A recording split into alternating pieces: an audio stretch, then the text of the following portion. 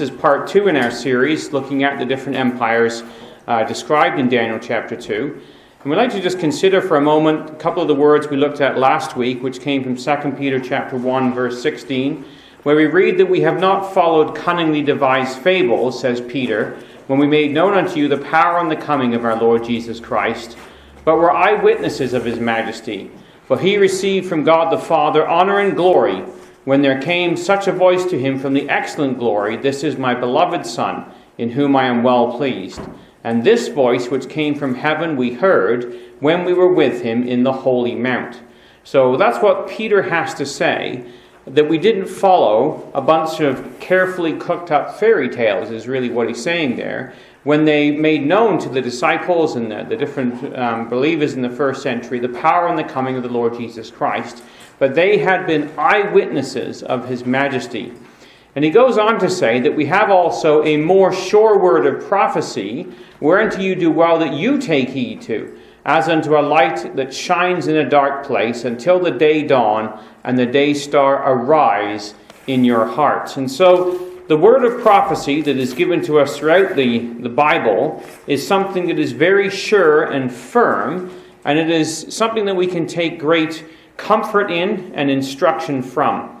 When we come to Daniel chapter 2, and Daniel gives the explanation of this great vision that he sees, he says in verse 28, There is a God in heaven that reveals secrets and makes known to the king Nebuchadnezzar what shall be in the latter days.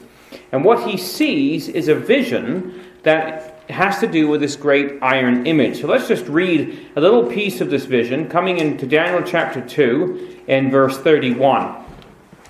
Thou, O king, sawest, and behold, a great image, the great image whose brightness was excellent, stood before thee. The form thereof was terrible. The image's head was of fine gold, his breast and his arms of silver, his belly and his thighs of brass, his legs of iron, his feet part of iron and part of clay. Thou sawest till that a stone was cut without hands, which smote the image on his feet, which were of iron and clay, and brake them to pieces. Then was the iron, the clay, the brass, the silver, and the gold broken in pieces together, and became like the chaff of the summer threshing floor, and the wind carried them away, and no place was found for them. And the stone that smote the image became a great mountain and filled the whole earth. This is the dream, and he says, we will tell the interpretation before the king. And this interpretation, of course, is the one that was given to him by God. And so he starts off and he says, Thou, O king, art a king of kings, for God of heaven hath given thee a kingdom, power, and strength and glory. And wheresoever the children of men dwell, the beasts of the field and the fowls of heaven hath he given into thine hand, and hath made thee ruler over them all. Thou art this head of gold. And we considered that head of gold last week when we considered the vision that was given to us in Daniel chapter 2, or not last week, a few weeks back. And we saw how that there was a progression of different nations. Babylon, Medo, Persia, Greece, Rome, and Europe, which is the progression through history. And he begins with Nebuchadnezzar, You are this head of gold, and after thee shall arise another kingdom inferior to thee, which would be the chest and arms of silver, and then the belly and the thighs of brass, the third kingdom of brass, which shall bear rule over all the earth, and the fourth kingdom, which shall be strong for as much as iron breaketh in pieces and subdues all things. And so this image would exist until along comes the little stone. He says in verse 43, Whereas thou sawest iron mixed with clay, that's the last stage of the feat, they shall mingle themselves with the seed of men, and will not cleave one to another, as iron is not mixed with clay. And in the days of these kings, which is the toe kingdoms, the God of heaven is going to set up a kingdom which shall never be destroyed, and that kingdom shall not be left to other people, but it shall break in pieces and consume all these kingdoms, and it's going to stand forever. So our focus this week then is to look at the Medo-Persian Empire, which is the chest and the arms of silver. And this is described as the kingdom that would arise after Nebuchadnezzar that would be inferior to him. Now, when we look at the kingdom of Babylon, the Bible gives us clear reasons as to why it was going to be destroyed. In Daniel chapter 5, we read, Belshazzar the great, or the king, made a great feast to 1,000 of his lords, and drank wine before the 1,000. And Belshazzar, whilst he tasted the wine, commanded to bring the golden and silver vessels which his father Nebuchadnezzar had taken out of the temple that was in Jerusalem, that the king and his princes, his wives, his concubines, might drink therein. And they brought out the golden vessels that were taken out of the temple of the house of God, which was at Jerusalem. And the king and his princes, his wives, and his concubines drank in them. And they drank wine and praised the gods of gold and silver and brass and of iron and of wood and stone. And of course, we know the story of Daniel chapter 5, that in the same hour that this was all going on, with the vessels taken out of the temple, in the same hour came forth fingers of a man's hand and wrote over against the candlestick or the lampstand upon the plaster of the wall of the king's palace. And the king saw the part of the hand that wrote. So this hand appears and it writes on the plaster against the candlestick or the lampstand. And of course the writing is Mene, Mene, Tekel, Upharsin. And Mene meaning God hath numbered thy kingdom and finished it. Tekel, thou art weighed in the balances and art found wanting. And Perez, thy kingdom is divided and given to the Medes and to the Persians in verses 25 to 28. So this is the situation where we left off in the last class where we looked at Babylon. And this is the last king of Babylon. He's the grandson of Nebuchadnezzar. He's the son of Nabonidus. And he is a man who has not learned the lesson of his grandfather. And so the causes are given as to why this kingdom is going to be destroyed. And they're listed for us as pride, cruelty, and blasphemy. Now, if you just come over to Daniel chapter 4, over a couple of pages, we find in Daniel chapter 4 that Nebuchadnezzar was lifted up in pride.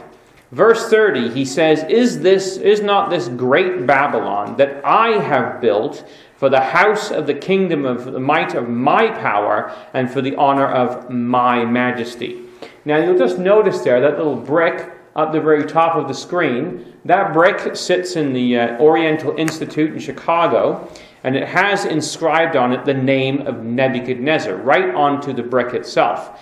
And so this is the house that Nebuchadnezzar, or the great building or construction, Babylon, that he built, and he was proud. And of course, we read in this whole chapter, in chapter 4, how that God changed his visage and he became like a beast, and he ate straw like the ox, and so on and so forth.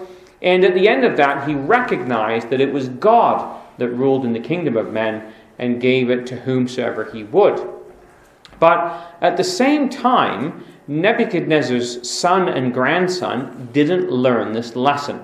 So we read in Daniel chapter 5, verse 22, Thou, his son, O Belshazzar, which is actually his grandson, has not humbled thine heart, though thou knewest all this. But thou hast lifted up thyself against the Lord of heaven, and they have brought the vessels out of his house before thee, and thou, thy lords, thy wives, and concubines have drunk wine in them, and hast praised the gods of silver, and gold, and brass, iron, wood, and stone, that see not, nor hear, nor know. And the God in whose hand thy breath is, and whose are all thy ways, thou hast not glorified.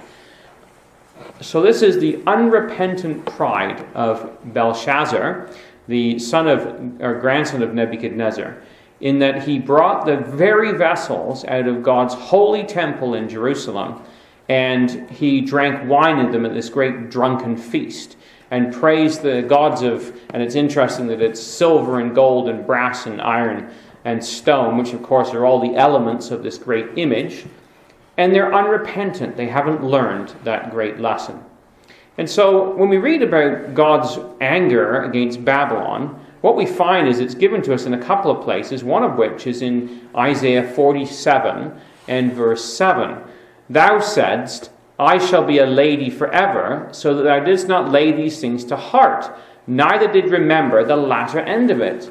Therefore hear now this, thou that art given to pleasures and dwellest carelessly, that sayest in thine heart, I am, and none else beside me. I shall not sit as a widow, neither shall I know the loss of children. But these two things shall come to thee in a moment, in one day, the loss of children and widowhood. They shall come upon thee in their perfection, for the multitude of thy sorceries and the great abundance of thine enchantments. So God chastises the Babylonian people and their king for their pride, their unrepentant pride, and the way that they lift themselves up. Now it's also interesting that in this same chapter, verse 6, just before this, God says that he was wroth with his people, he polluted his inheritance, and he gave them into thine hand. However, this great king showed no mercy, and upon the ancients thou hast laid a very heavy yoke.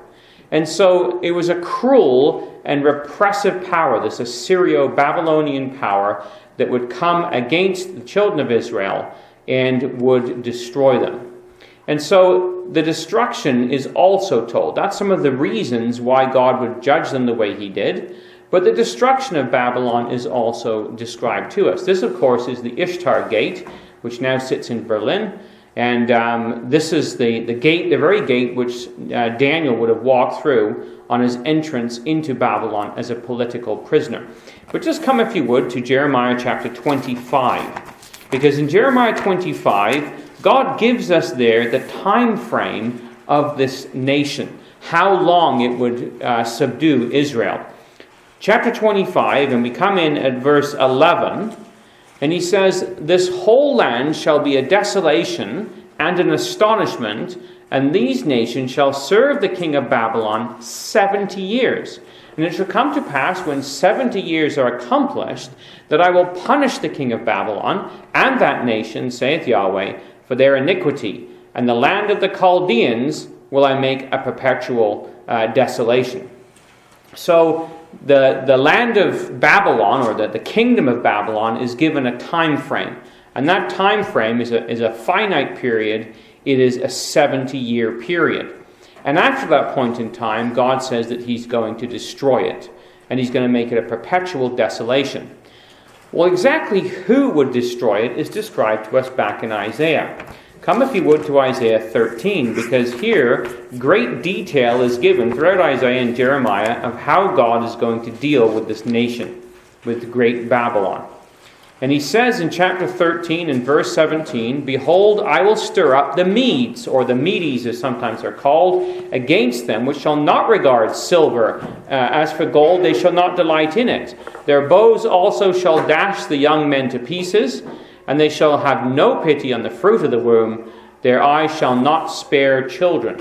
So here we see that the Medes are going to be a nation that are going to come against Babylon, and are going to show no pity to them, because as the principle of Bible truth is laid out for us, with what judgment we judge, we will be judged. And the same is true of Babylon.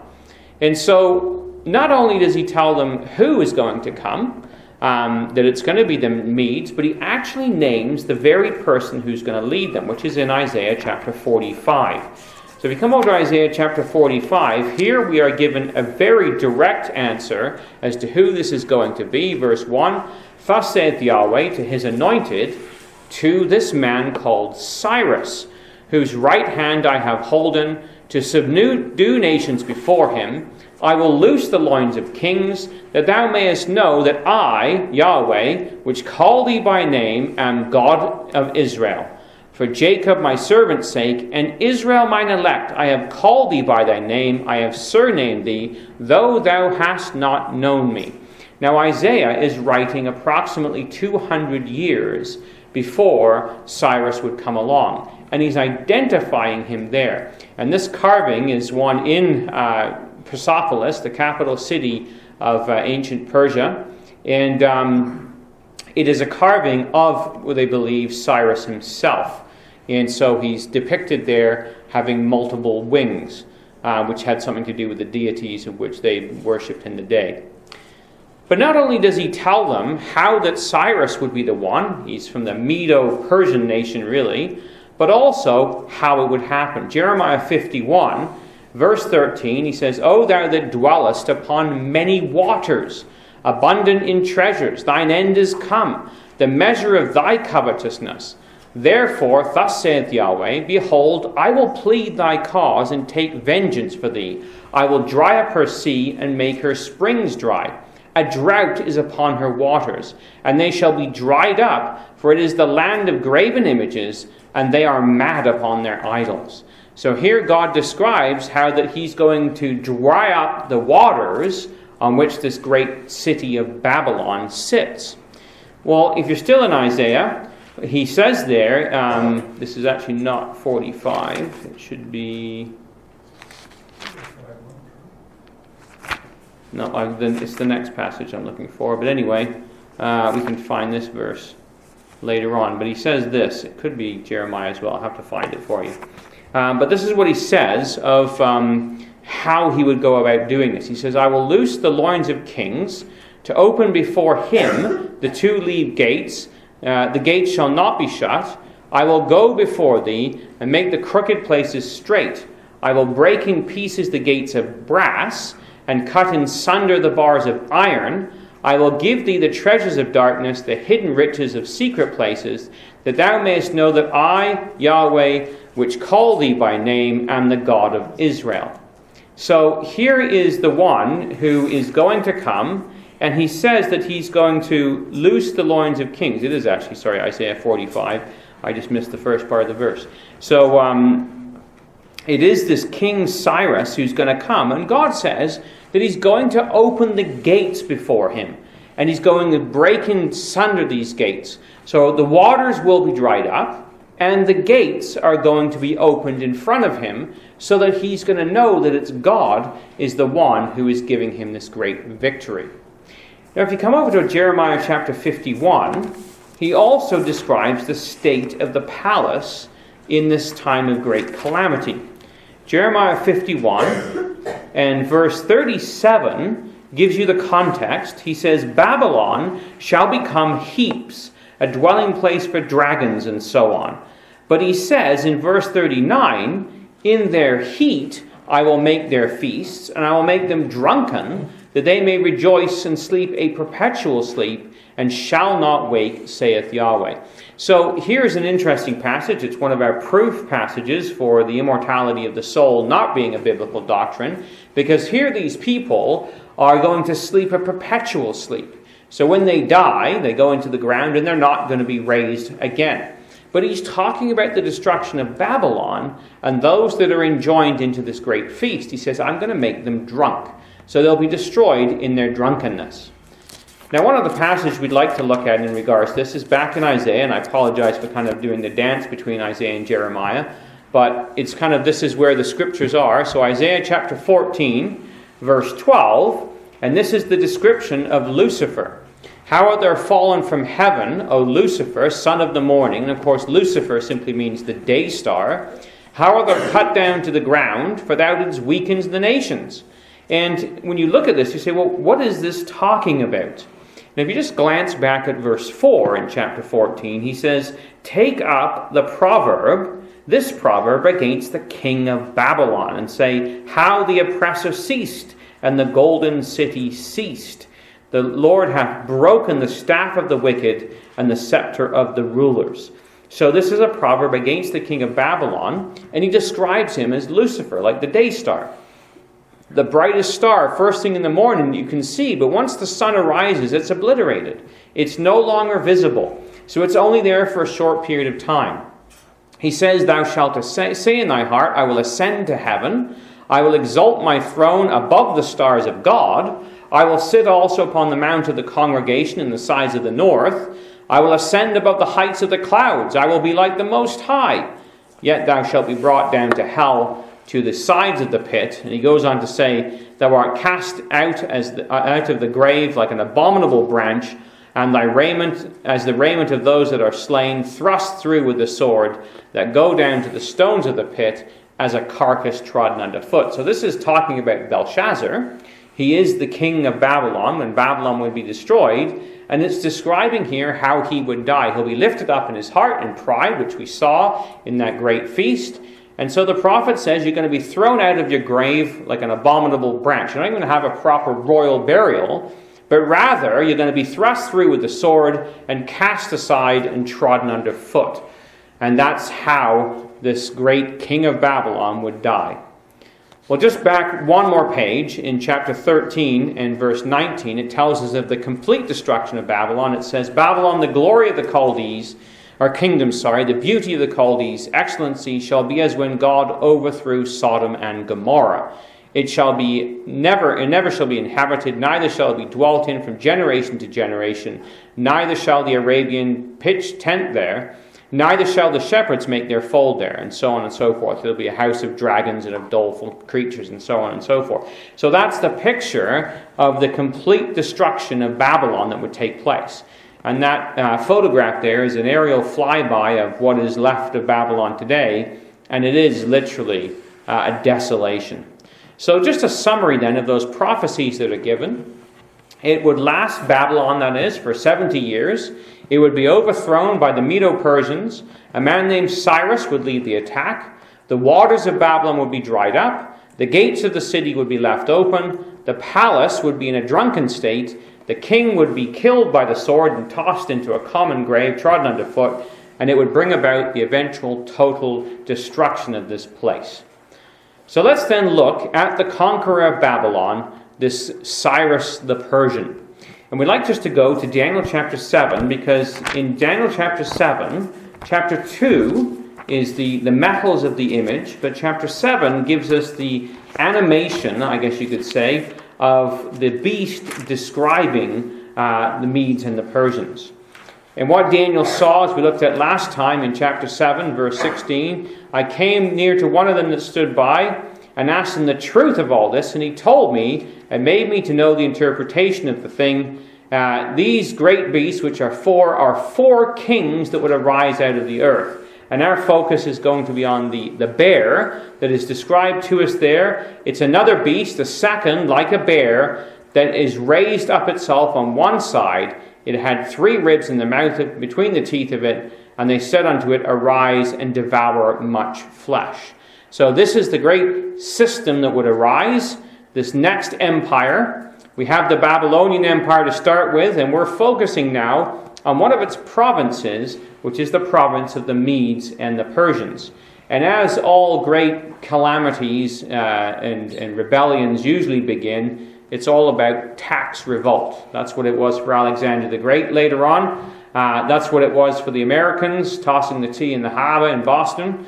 And that's sort of what this is all about. It's a tax revolt. They're under the boot of the Babylonians, that's the Medes and the Persians, and eventually they just get fed up of it, and they don't want to be under their boot anymore.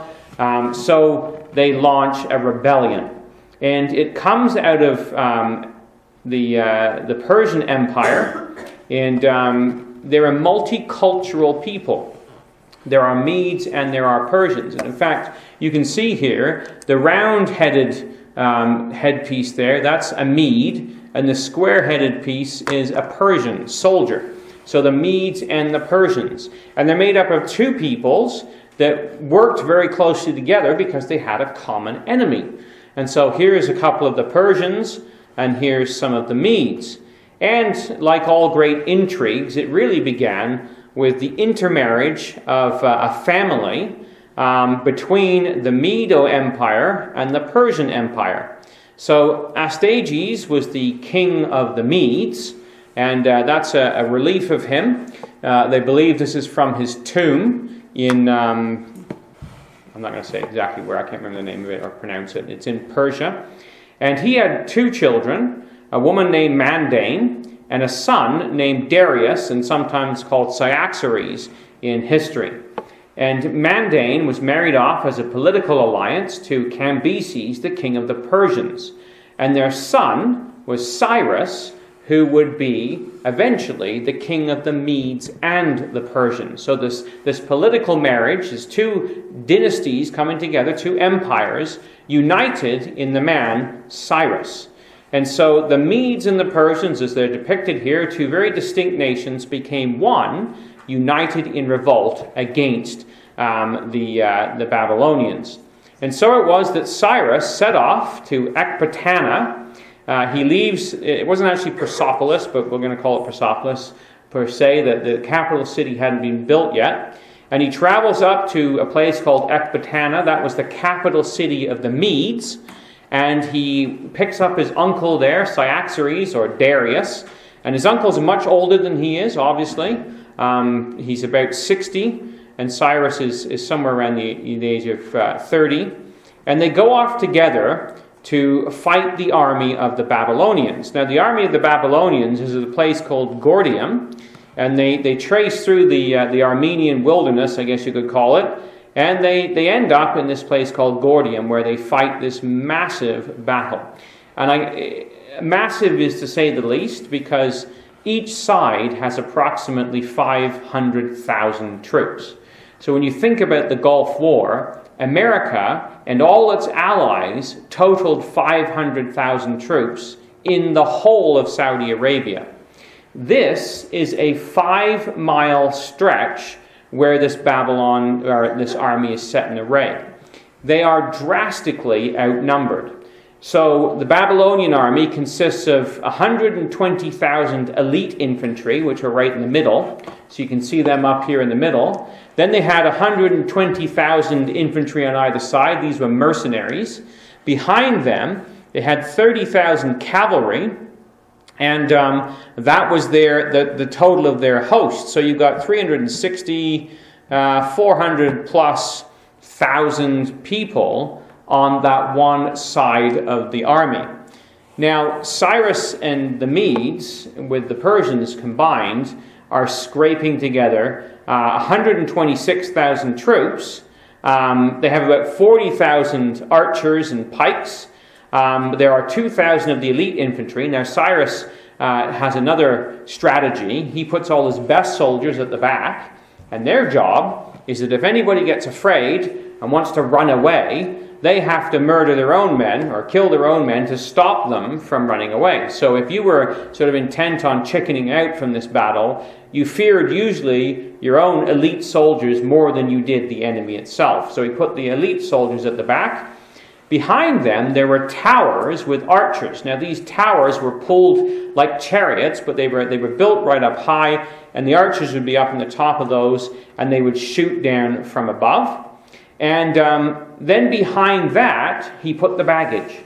So all the cooks and anybody that was brought along that was sort of support, he threw them into the battle as well, just to make his numbers look a little bigger, because he was drastically outnumbered. I mean, he really only had about 170,000, 180,000 troops. So he's outnumbered 2 to 1. He had some cavalry on either side, about 13,000. And had about 100 war chariots on either flank as well, and 100 war chariots in the front. And then he had camels. He had about 300 camels that he just kind of threw in there. They had carried the baggage, and they used to mount Egyptians, usually would go on the camels. One would face one direction, one would face the other, and they would shoot arrows from both sides. But he was just throwing everything into this mix, because you can see he's drastically outnumbered. In fact, very easily for them to pull a pincer movement on him where he would be outflanked. So the battle was set in array, and what happened was it was a near disaster at first, because exactly what we described, both sides, the cavalry and the infantry, start to encircle Cyrus's army.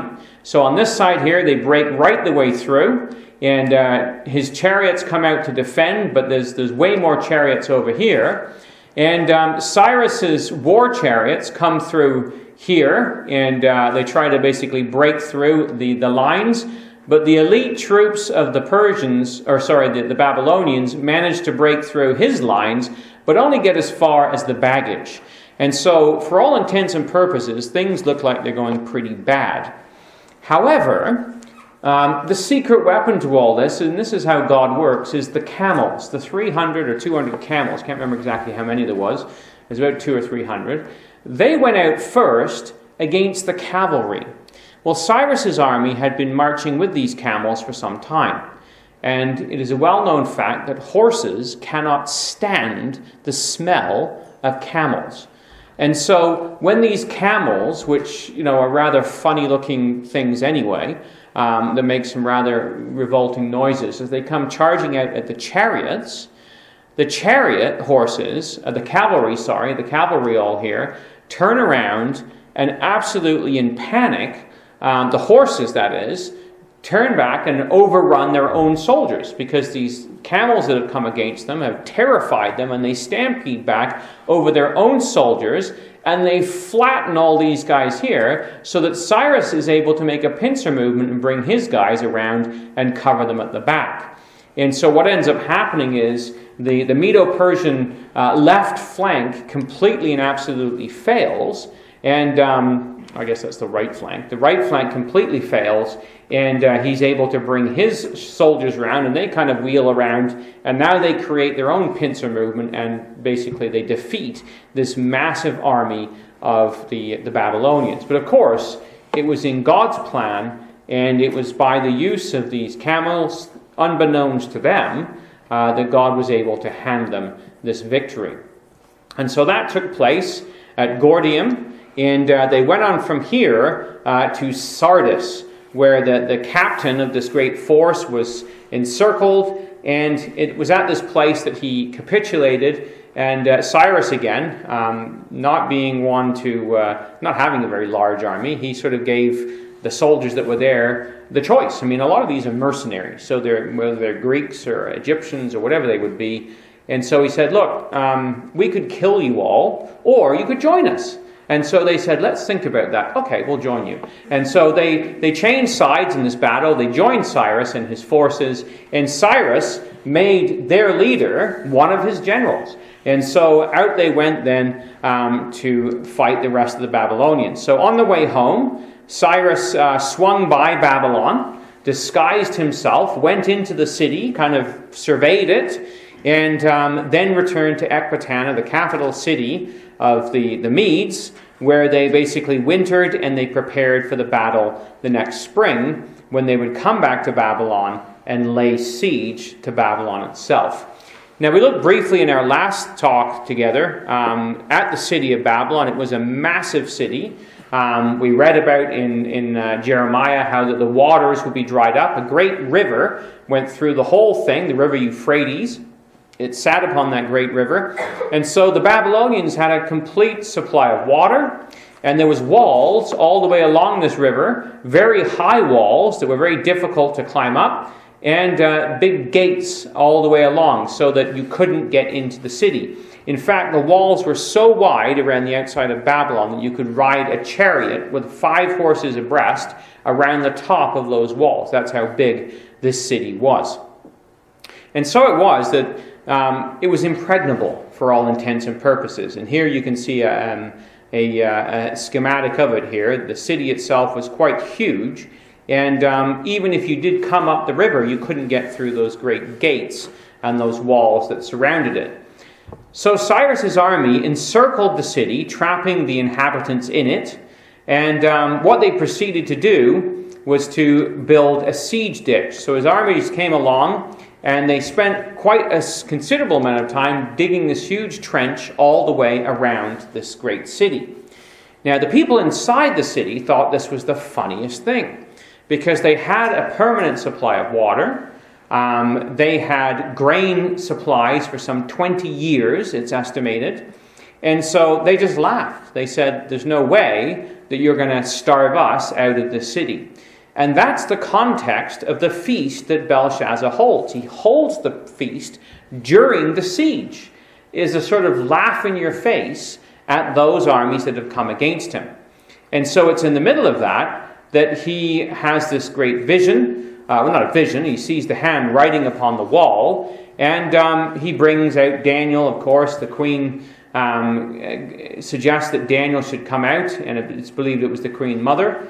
And Daniel comes out and he gives the interpretation, and the king commands Belshazzar, king commanded Belshazzar that they clothe Daniel with scarlet and put a chain of gold about his neck, and made a proclamation concerning him that he should be the 3rd ruler in the kingdom. The reason he's 3rd ruler is because Belshazzar himself is only the 2nd ruler. The first ruler is Nabonidus, who is his father, and Nabonidus is off at this point in time collecting gods from all the different nations that he has subdued and putting them in one of the religious cities, the holy cities of Babylon. So Daniel's comment, of course, is, give your gifts to somebody else. It doesn't matter because you're done. The hands come, it's written on the wall, and it's all going to be over. So remember the words of Isaiah, that before him the two-leaved gates would be opened. Well, it just happened that night, because of the drunken stupor, that while the invasion is going on and these troops are all around the outside, that the guards did not lock those gates that go up the river. And so what Cyrus did was he brought his guards on the inside of the river, or of the ditch, that is.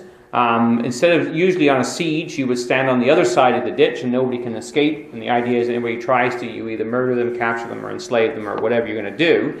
But he puts his soldiers all on the inside of the ditch. And remember the words of Jeremiah, that her sea would be dried up. He would dry up her sea and make her springs dry, bring a drought upon her waters. So what Cyrus did was actually, these are not siege ditches. Their job was to take the waters. He diverted the waters so that they would run around the outside of the city, and then they could walk up through the channel of the dry river bed now and go inside the city, which is exactly what they did. And so in Daniel chapter 5, at the end of the chapter, it tells us that very night that this all had taken place, with the handwriting upon the wall in verse 31, in that night was Belshazzar, the king of the Chaldeans, slain, and Darius the Median took the kingdom, being about 62 years old. And you say, well, how come it's Darius the Median, since it was Cyrus the Persian that brought about this whole attack? Well, it's Rollins, in his book, The Ancient History of Babylon, and it's Rollins' Ancient History, and he deals with Cyrus and Babylon and Alexander. He tells us, he was the one who gave us that family tree, that Darius was Cyrus's uncle. Cyrus is a young man, he's very ambitious, and he's off conquering, and Nabonidus is still out on the lam. He still has to be taken care of. So he installs Darius, his uncle, who's 62 years old, in Babylon to rule from there. And he says, you rule Babylon, I'm off to take care of the rest of the empire. And so it is that Darius comes and becomes the king over the Babylonians for a period of time. So just over time, though, that river that had been diverted around the outside the city ate away at the foundations, and the city pretty much collapsed. It became a swamp for a period of time. And today it is literally a ruin, and there is nothing much left of it. In fact, I meant to find the slide. I've got it of Iraq, where Saddam Hussein was rebuilding this, trying to build an amusement park there and make it a tourist destination, and had some great big statues of himself dressed up like Nebuchadnezzar.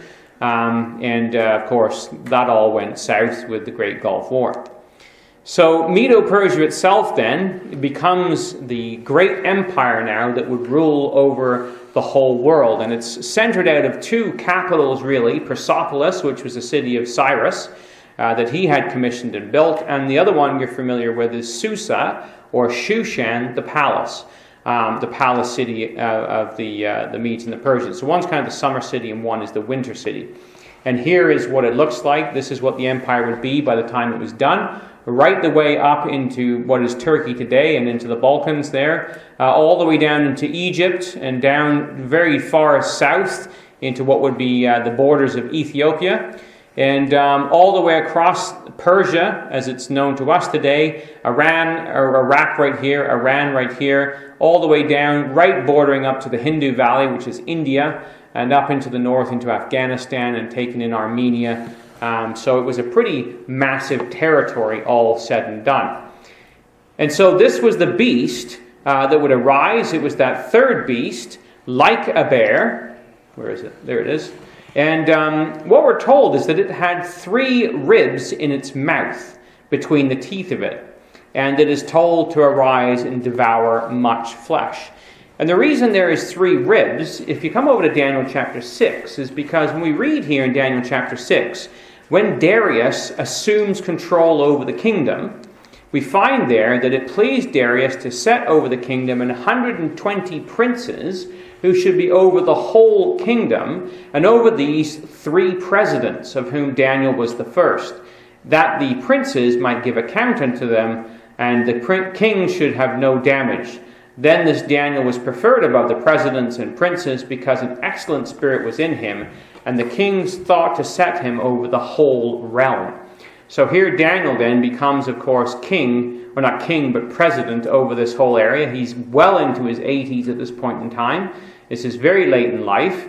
And of course he's promoted, and he is trusted by the king, which only brings one result from men, and that is envy and jealousy. And of course we have the story of Daniel chapter 6, which is Darius, the Mede, Cyrus's uncle, who gets trapped into this whole issue of prayer. And nobody was to pray but to his God. And of course Daniel refuses to do this, and he goes to his window as he'd done before and prays towards Jerusalem, and consequently is taken and is put into the lion's den. And so we read there in Daniel chapter 6, verse 15, Then these men assembled unto the king, and said unto the king, Know, O king, that the law of the Medes and the Persians is, that no decree or statute which the king established may be changed. Then the king commanded, they brought Daniel, cast him into the den of lions. Now the king spake unto and said unto Daniel, The God whom you serve continually, he will deliver you. And so, brothers and sisters, if we think we hit our 80s and our trials are over, guess again. Because this is when Daniel goes into the pit with the lions. He's something like 87 to 90 years old at this point in time. So he's in there, and of course we know the story, how that God closes the mouths of the lions, and Daniel is preserved. And in fact, it's interesting because in Shushan the palace, or Susa, there is what is called today even the tomb of Daniel. Because this empire was a very sophisticated empire that lasted many, many years. It was followed by the Greek Empire, and they built this tomb of Daniel, where it's believed that Daniel's remains are entombed somewhere in there.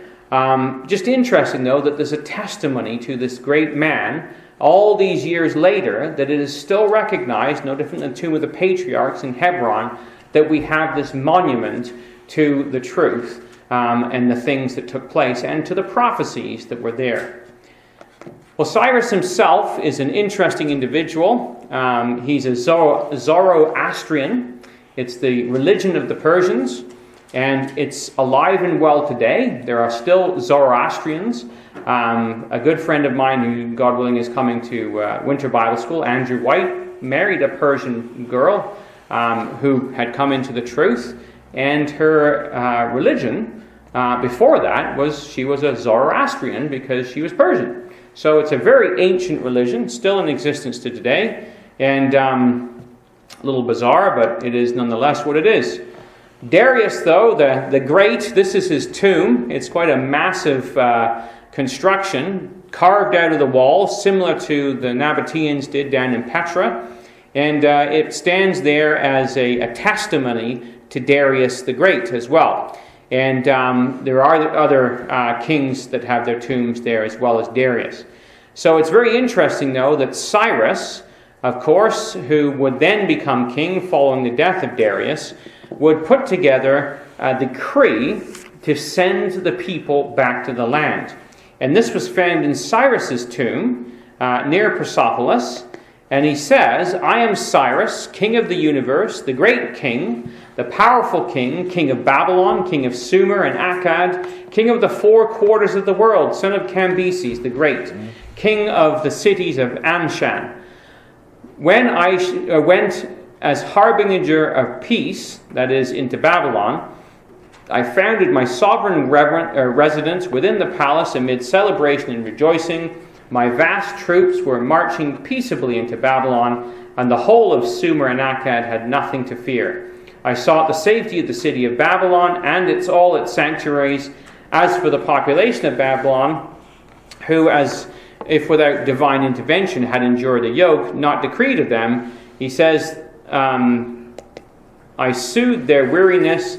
I freed them, from their bonds, from Susanna or Shushan. I went back to the places of I sent back to their places, to the city of Asher and Susa, the sanctuaries across the river Tigris, whose shrines had early been dilapidated, because this is what Nabonidus was doing. He was running around stealing all the gods and hoarding them to himself. He says, the gods who lived therein and made permanent sanctuaries for them, I collected all their people and returned them to their settlements and their gods, which Nabonidus, to the fury of the Lord of gods, had brought into Shushan. And I the command of Marduk, the great Lord, I returned them unharmed to their cells in the sanctuaries that made them happy. May all the gods that I return to their sanctuaries every day before Bel and Nabu ask a long life for me and mention my good deeds. Now that's what's put right on the cylinder. But if you just turn in your Bible over to Ezra, we have the decree that Cyrus gave concerning the Jews. So this is the time period that we've just sort of been through. And if you look at Ezra, in chapter 1, we find there, it's the first year of Cyrus, the king of Persia, that the word of the Lord by the mouth of Jeremiah might be fulfilled. The Lord stirred up the spirit of Cyrus, king of Persia, that he made a proclamation throughout his kingdom, and put it also in writing, saying, Thus saith Cyrus, king of Persia, Yahweh, God of heaven, hath given me all kingdoms of the earth, and hath charged me to build him an house at Jerusalem, which is in Judah. Who is there among you of all his people? His God be with him. Let him go up to Jerusalem, which is in Judah, and build the house of Yahweh, God of Israel. He is God, which is in Jerusalem. And he tells them to heap upon them silver and gold and goods and beasts, and the freewill offering for the house of God that's in Jerusalem. So exactly what's on that cylinder about him returning all the gods to their countries, we have a portion of that in the Bible where he gives the actual decree to send the Jews back from Babylon to Jerusalem to build their city and the city of their God. And so it's an amazing thing how that Bible prophecy and archaeology corroborate one another. We have that in the text. Remember the words of Peter, we haven't followed a bunch of made-up fairy tales. This is the truth that we have before us. So just spending a couple of minutes just to look at the great palace at Pasagard. It's the audience hall of Cyrus's capital. You can see here these great big columns and these great big marble flagstones that are all the way throughout. This was an absolutely massive construction. These were very advanced people. In fact, it's taken them a long time to even figure out how they built these great big cities. The tomb of Cyrus, of course, is there at Pasagard, or Pasargad, I guess it is.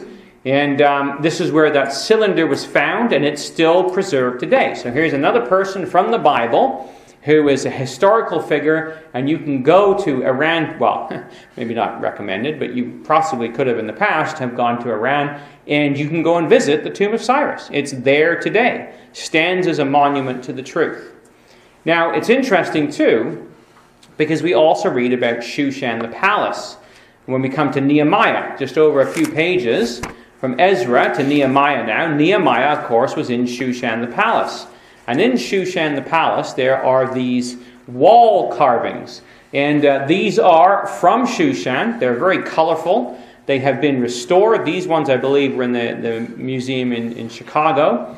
And this is the time of Ezra and Nehemiah. So this is the words of Nehemiah, son of Hakaliah. Came to pass in the month Chislev in the 20th year, as I was in Shushan the palace. But he goes on to say in chapter 2, it came to pass in the month of Nisan, in the 20th year of Artaxerxes the king, wine was brought before him, and I took the wine. Of course, he was sad in his presence. Well, this is this great palace at Shushan, and there is the carvings or the painted mosaics, or whatever you want to call them, I'm not quite sure, reliefs, that are on the walls, were on the walls of Shushan the palace, and you can go to Chicago today and you can see the very same thing. It's there today. And so this is Bible prophecy and archaeology coming hand in hand, and just basic history to prove to us that this isn't stories, this is true. At Persepolis, this is the palace structure. It's in a massive structure that they have spent some time recently excavating. And just to give you an idea of how really massive this is, you can see the people that are walking along. You can just make them out. I believe it's right about there. There's a person standing, a couple of people there. That's the size. There's another person there next to some of these columns. That's the size of this palace structure. Now, archaeology and architectural students all over the place have had a heyday with this and have tried to do some reconstructions of sort of what it would look like. And here's some of their ideas of the size of these columns and the roofs that they would hold up. Because the roofs were all made of wood. So when this was burnt down years later by Alexander the Great, all the roof structure was destroyed, but the columns remained standing. The outside walls were also crumbled away and used for other things, but it wasn't like you could just borrow one of those columns if you wanted to do some redecorating at home. It would take you an army of elephants to move one. So this is the front gate at Persepolis, and the famous stairs that run up. And this is a reconstruction of what the gate would have been like. There's two of the bulls that they believe would have stood there. The Gate of the Nations is what it's called. And there's a different depiction of the same thing. But if you go to Persepolis today and you walk around, you can see it. It's preserved. And here's just to give you an idea. Here's one of the bases of these columns that sit at the entrance of this.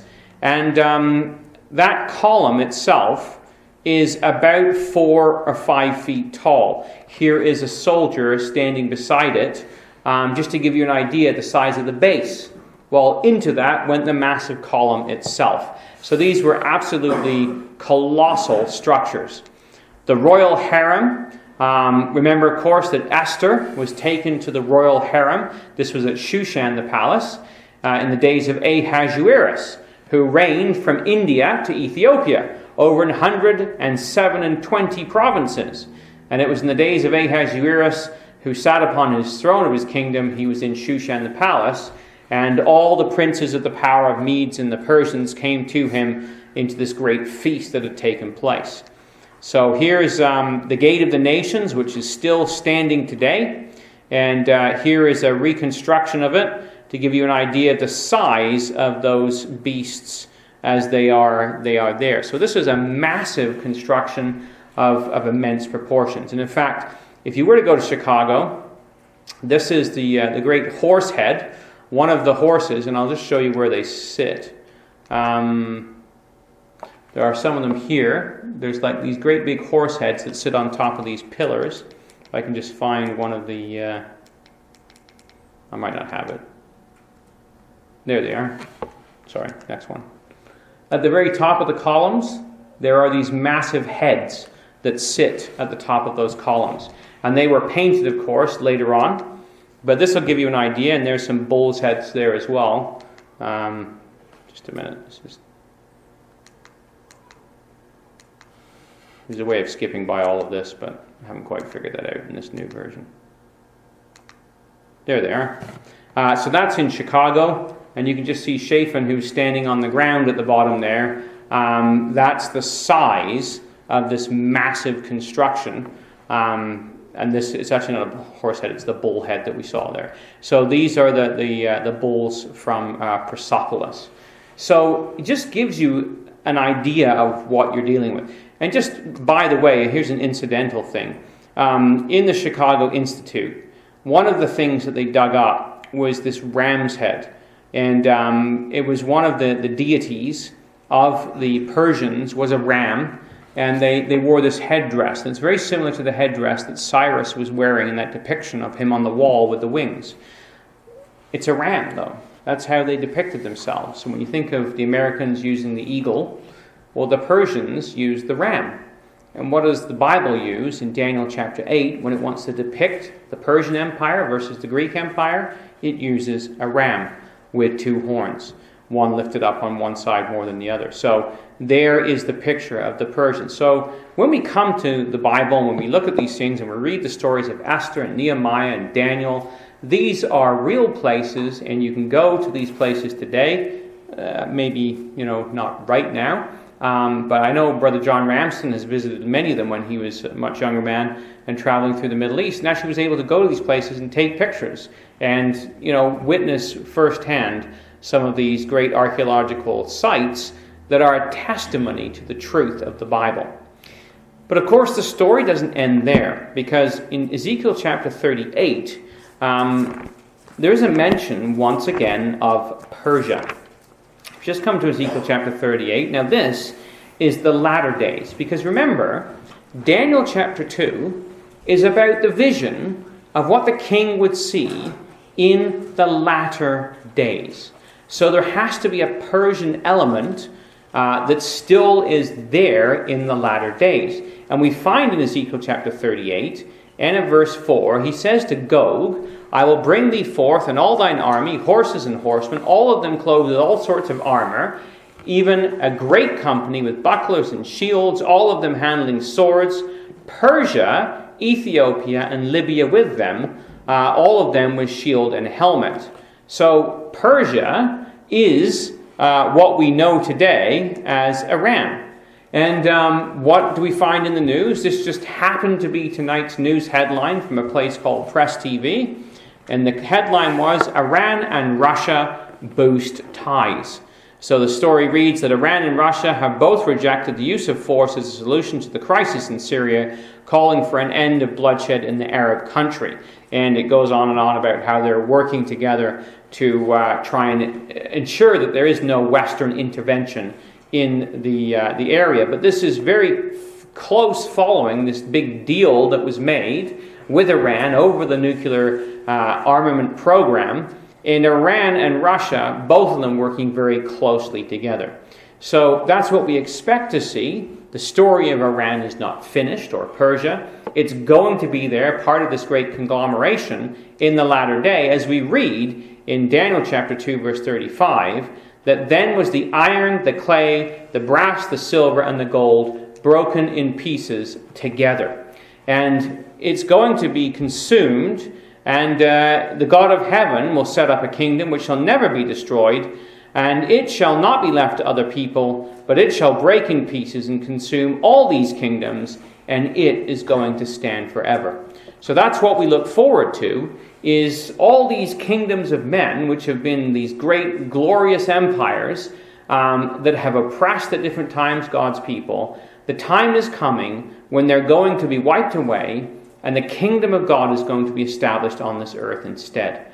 And so that's what we're looking forward to. How do we know that it's true? Well, because the words that he's spoken about, all these empires throughout the ages, have come to pass. In great detail, described for us, laid out for us, and history and archaeology both stand as a testimony to them, and even prophecy current, where we see Russia and Iran pulling together and uniting themselves against the West and against Israel. So we can be assured then, as Peter told us, we haven't followed cunningly devised fables. These aren't a bunch of stories, but we have the clear and absolute Word of God laid out for us that we can put our trust and our confidence in.